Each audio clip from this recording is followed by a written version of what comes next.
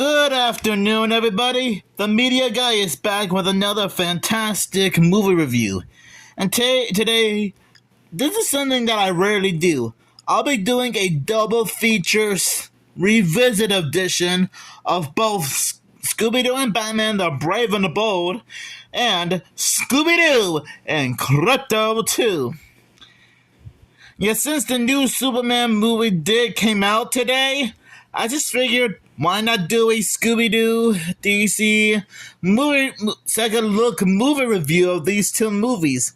Which kind of makes sense, considering how Scooby and the gang has a bit of a history with teaming up with various DC characters. Like Batman and Robin, Teen Titans Go, The Flash, Wonder Woman, and countless more DC characters in TV, movie, and comic book form.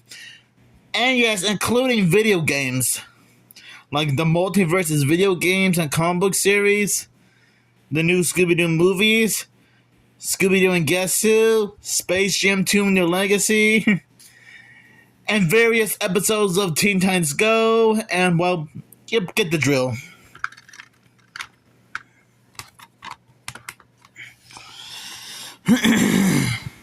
When Scooby-Doo and the gang run into notorious crooks who are too hot to handle, the Caped Crusader himself, Batman, swings in to save the day. After an unsolved case of Batman's past comes back to haunt him, and the mysterious Crimson Cloak threatens to take over Gotham City, Batman recruits Mystery Incorporated to help crack the case. Will their teamwork be enough to solve the mystery and foil the plans of the most dangerous rogue villains the world has ever known? Pack your utility belts with gadgets and Scooby snacks to find out as you take off for a wild, crime-busting thrill ride of the caper. Okay. When the Justice sorry for the stutters.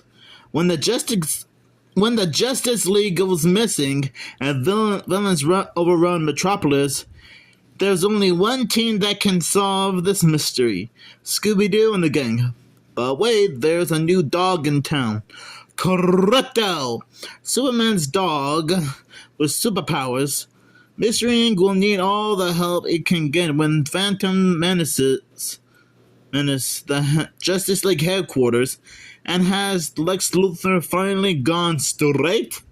Who the heck knows? Or is he in cahoots with the Joker and Harley Quinn? The DC supervillains may have clashed with Superman before. Oh boy. But now they're facing something new. A gang of meddling kids. Oh boy, oh boy, oh boy. After giving both movies a second look review, I gotta admit, both of these are a real bundle of fun to enjoy. For Scooby-Doo and Batman the Brave and the Bold, as I say in my original review of that movie, it is a pretty fun movie for not only Scooby-Doo fans, but fans of any type of Batman show and movie, including Brave and the Bold. And I think I did say in my original review of that movie that I did grow up with Batman the Brave and the Bold the most, compared to other Batman movies and TV shows that came out before and after Brave and the Bold. And yes, that does include the Justice League series. Great animation, great characters. I feel callbacks to Brave and the Bold. I do like the mystery analysts of Gotham serving a bit of a purpose. Aquaman, Plastic Man, Black Canary, Detective Chimp, The Question, and Martian Manhunter. And like I said in my original review of that movie, I think the Crimson Cloak is a pretty interesting villain choice. I mean, like I said in my original review of that movie, the Crimson Cloak is kind of like a messed up version of the Green Ghost from that Scooby-Doo Where Are You episode, A Night of Fright is No Delight, but more insane. I think he mostly has the body of the Green Ghost, but probably the face of Skeletor from He-Man. Oh man. It was a little bit weird seeing the mystery analysts of Gotham turn their backs on Batman and the others. Well, because to be fair, the Crimson Cloak did try to frame Batman again for stealing a couple of chemicals. So I guess that explains why the rest of the mystery analysts of Gotham were suspicious of Batman, Scooby, and the others. And I will admit, it is pretty cool seeing a Brave and the Bold design of Harvey Bullock, since I'm pretty sure he never made an appearance in the actual show at all, which is kind of strange. And I think Commissioner Gordon was also mentioned in this movie as well. Now, I don't think Commissioner Gordon also appeared in Brave and the Bold either. Did he? If so, then I probably don't even remember. There's just a lot of great things to like about Scooby-Doo and Batman, the Brave and the Bold. As even when it's bringing back Diedrich Bader as the voice of Batman, which kind of makes sense considering how he did voice Batman in the TV show. Now, I'm not gonna lie. I have nothing against Adam West, Michael Keaton, or Kevin Conroy doing their own take on the Batman character, because I'm pretty sure they did pretty okay. But for Diedrich Bader, I think he's like my second favorite Batman portrayal. The first being Kevin Conroy, the third being Adam West, and the fourth being Michael Keaton. Yeah, I probably said that in my original review. And I assume you guys don't want a little recap. But this is a revisit edition, so prepare for more recaps. Now, as for Scooby-Doo and Krypto 2, that one is also a very fun DC animated film for everyone to enjoy. Now, I think I probably said this in my original review of Scooby-Doo and Krypto 2, but just in case I haven't fully caught up with the character in general. I think I do remember him having his own cartoon show on Cartoon Network at some point called, well, Krypto the Super Dog. And with that was mostly inspired by the classic Hanna-Barbera cartoons, right down with the classic Hanna-Barbera sound effects. Which kind of makes sense when you think about it, since Warner Brothers does own the rights to both DC and Hanna-Barbera. So I am somewhat familiar with Krypto the Super Dog, not just this movie and the animated series Krypto the Super Dog, but I think he also made a few appearances in Scooby-Doo Team Up, which was issue number 9, and I think it was issue 18 of Scooby-Doo Team Up, if I'm correct. So for Scooby-Doo and Krypto 2, it's also a fun animated movie.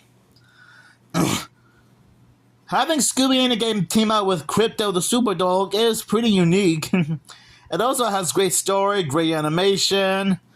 And I'm not gonna lie, there's like so many different references and Easter eggs to past DC related properties. Mainly the Super Friends.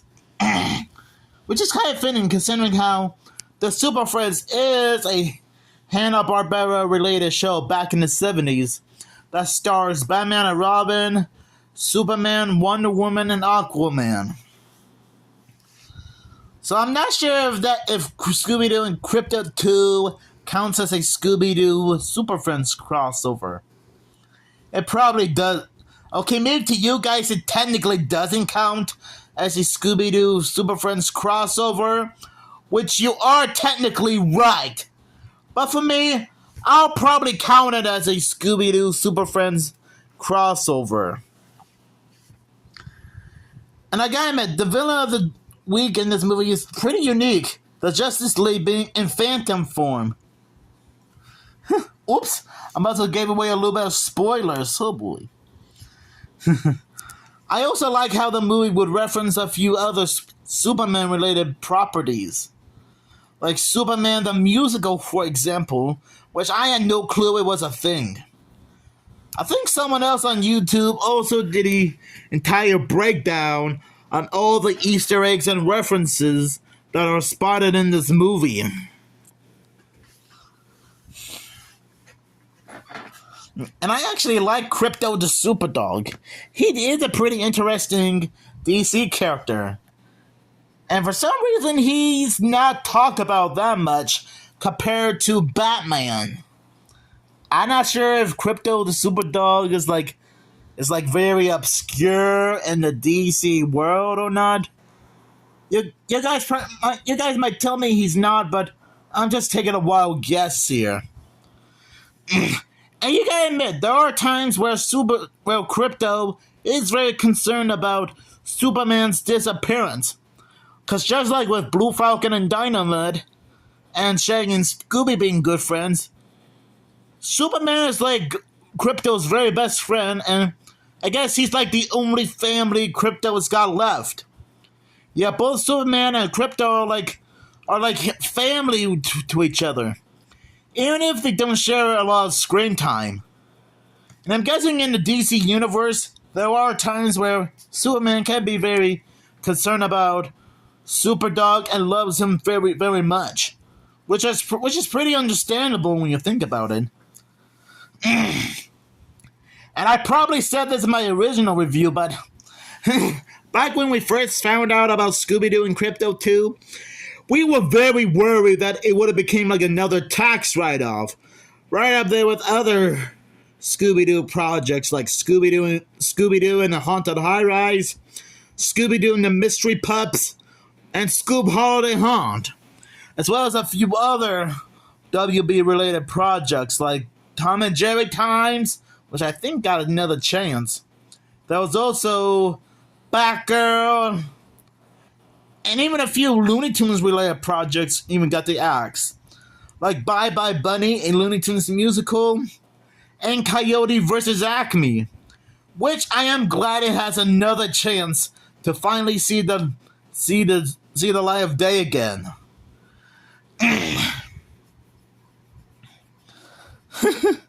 So yeah, I probably mentioned that in my original review, so I just figured why not a little recap. So yeah, overall, I think Scooby-Doo and Batman the Brave and the Bold and Scooby-Doo and Krypto 2 are very fun animated movies. They're mainly the two greatest Scooby-Doo DC crossover movies ever. And I'm actually glad that Scooby-Doo is teaming up with other DC characters other than Batman. Now, to be fair, I have nothing against Batman, but I'm actually glad when Scooby-Doo and Krypto 2 was shown, they were focusing on other DC characters.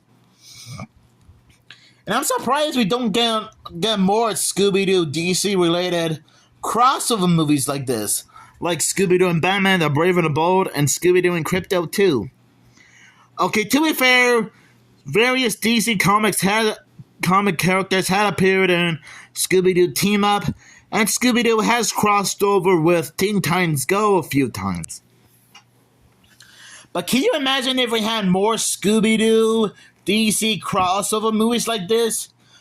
Like maybe Teen Titans Go saves Scooby-Doo, or Scooby-Doo Back in the Flash featuring the Flash, or Scooby-Doo meets Wonder Woman, or how about Scooby-Doo Super Mystery featuring Superman? Either one of those titles would be perfect as their own separate movies. So yeah, I think I'll give Scooby-Doo and Batman the Brave and the Bold 5 bat signals out of 5. And for Scooby-Doo and Krypto 2, I'll also give this one 5 Superman symbols out of 5. Because that's how amazing these movies are. And thanks again for watching the second look review of both of these movies. Cause I gotta admit, it is pretty cool reliving these. It is pretty cool to rewatch these movies again to see how well these hold up, and these still do. Oh man. And you know, if Scooby-Doo Team Up gets a revival comic book series at some point, or maybe as a new TV series, maybe it'll be cool to see Krypto the Superdog and Batman, in his Batman the Brave and the Bold style, make a comeback. You guys can let me know down in the comments below if that's what you guys think. And what do you think about these movies? Do you also like these movies as well? If so, let me know down in the comments below. Oh boy. This was one super amazing movie review.